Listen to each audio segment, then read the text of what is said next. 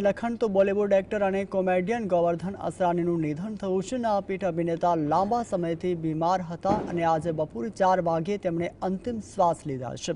અસરાનીના ભત્રીજાએ પુષ્ટિ કરી છે કે અસરાનીએ ગુડી અભિમાન સુલે અને ચુપકે ચુપકે જો જીતે વહી સિકંદર, હેરાફેરી અને બોલ બચ્ચન જેવી ઘણી પ્રચલિત અને સફળ ફિલ્મોના અસરાનીએ અભિનય કરી પોતાની અનોખી છાપ પણ છોડી છે.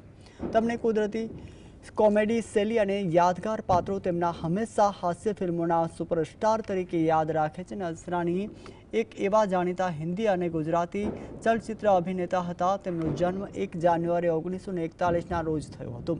એમની પત્ની પણ એક અભિનેત્રી છે અને જેનું નામ મંજુ બંસલ છે. એમના પુત્રનું નામ નવીન અસરાની છે, જે અમદાવાદમાં ડેન્ટિસ્ટ તરીકે પ્રેક્ટિસ પણ કરી રહ્યા છે.